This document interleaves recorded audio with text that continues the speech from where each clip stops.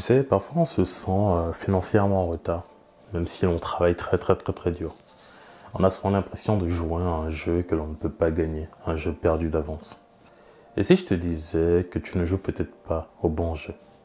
Dans cette vidéo, je vais te montrer simplement 4 règles clés pour évaluer ta véritable situation financière et surtout comment rester sur la bonne voie sans t'épuiser avec des comparaisons inutiles qui ne feront que te perdre du temps.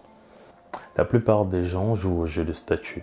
Tu sais, celui avec la petite question, la voiture que tu conduis, la taille de ta maison, le voyage que tu peux afficher sur Instagram, ce truc basé sur l'ego. Mais il y a un petit problème avec ce jeu qui est que pour gagner, quelqu'un doit perdre. Ça te met en compétition constante avec les autres. Tu cherches à prouver que tu es au-dessus. Mais au fond, ce jeu ne s'arrêtera jamais. Prenons par exemple ce truc. Si j'achète une Porsche aujourd'hui, elle n'améliore pas mon statut. Ou du moins, ça n'améliore mon statut que si tu n'en as pas. Mais si tout le monde en a eu, cela ne change rien. Alors on continue à courir après les symboles sans jamais se sentir vraiment satisfait. Et c'est là le piège. Mais il y a un autre jeu, un jeu beaucoup plus important que je veux que tu commences, le jeu de la richesse. Le jeu de la richesse ne concerne pas ce que les autres ont ou peuvent avoir. Ce qui compte réellement, ce sont les coulisses.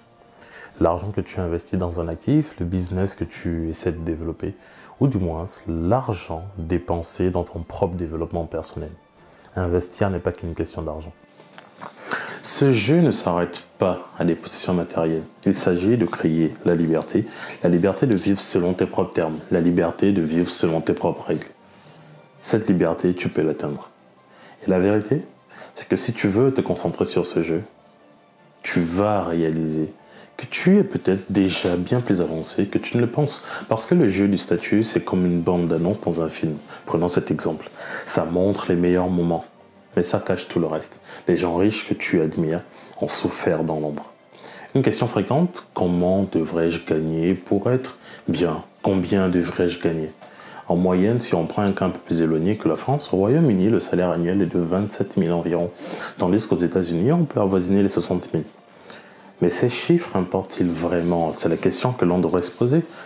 Pas tant que ça finalement. Pourquoi? Parce que notre perception de notre propre succès financier est souvent influencée par notre entourage et par notre proche. Et par nos proches, autant pour moi. Tu pourrais gagner 2 fois plus que la moyenne, mais si ton ami, ton collègue gagne un peu plus que toi, dommage, tu vas te sentir en retard parce que tu joues au jeu de l'ego. C'est ce que j'appelle ou ce qu'on appelle généralement l'aversion à la perte. Psychologiquement, perdre ou se sentir moins bien pèse 2 fois plus lourd que le plaisir de gagner. Par exemple, si tu trouves 100 € dans la rue aujourd'hui, tu vas l'oublier très rapidement. Mais si tu perds ces 100 €, la douleur restera beaucoup plus longtemps. Voilà un exemple basique, banal de ce principe que j'essaie de t'inculquer. Maintenant, parlons de 3 fondamentaux, de 3 règles que tout le monde devrait maîtriser pour rester financièrement stable. Premièrement, il va falloir que tu connaisses ta relation avec l'argent. Commence par suivre tes revenus et tes dépenses. Assure-toi de vivre en dessous de tes moyens, c'est important, afin tout simplement de pouvoir épargner et d'investir tout ce qui reste. Deuxièmement, il faut que tu aies un fonds d'urgence. C'est ton filet de sécurité en cas de problème. Il faut que tu saches que 40% des Britanniques n'ont même pas un mois de dépenses de côté. Aux États-Unis, c'est encore un peu plus, c'est pire. 39% des personnes ne peuvent pas couvrir une dépense imprévue de plus de 1 000 $.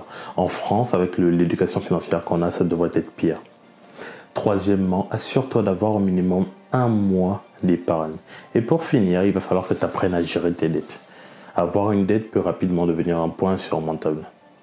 Il faut absolument que tu t'écartes ou que tu t'éloignes des dettes inutiles. Donc, évite de contracter des dettes inutiles, comme je te disais, rembourse tes factures à temps, rembourse tes dettes à temps, tu t'es engagé, tu n'as pas d'autre choix que de les rembourser à présent. Si tu respectes ces 3 fondamentaux, crois-moi, tu es probablement, ou du moins tu seras beaucoup plus avancé que le bon nombre de personnes. La vérité, c'est que notre vision du succès est souvent dictée par les attentes de la société. On admire les styles de vie extravagants, les vêtements coûteux, et ainsi de suite, et j'en passe. On valorise les accomplissements visibles, mais le travail dans l'ombre, tout le monde s'en fout. Si tu changes de perspective, qu'est-ce que ça te coûterait? Imagine ne plus jouer selon les règles imposées par les autres. Imagine un instant évoluer et d'évaluer ton succès par rapport à tes propres critères, par rapport à tes propres objectifs. Il y a une citation assez intéressante que j'ai souvent rencontrée dans les lectures qui est « Si tu changes la façon dont tu regardes les choses que tu regardes changent également. » Et c'est exactement ce que je veux que tu fasses. Quand tu cesses de te comparer, tu te libères. Tu arrêtes de jouer à ce jeu de statut qui m'énerve et tu commences à te concentrer sur ce qui compte réellement pour toi. Et donc voilà, on arrive à la fin de cette vidéo. Voici les 4 règles à suivre pour évaluer ta situation financière afin que tu puisses rester sur la bonne voie. Arrête de jouer à ce jeu de statut inutile. Focalise-toi sur le jeu de la richesse. Respecte les fondamentaux. Traque tes finances. Avoir une épargne d'urgence est importante et surtout, gère tes dettes au mieux. Change ta perception à la réussite pour finir. C'est tout pour cette vidéo. Si elle t'a plu, j'aimerais simplement que tu te rappelles d'une chose. La richesse, ce n'est pas ce que les autres voient, mais c'est surtout ce que tu penses pour toi. Partage-la avec quelqu'un qui se sent peut-être en retard financièrement. Abonne-toi pour plus de conseils sur la finance et de croissance personnelle. Et on se dit à bientôt. Souviens-toi, tu es probablement déjà plus en avance que tu le penses.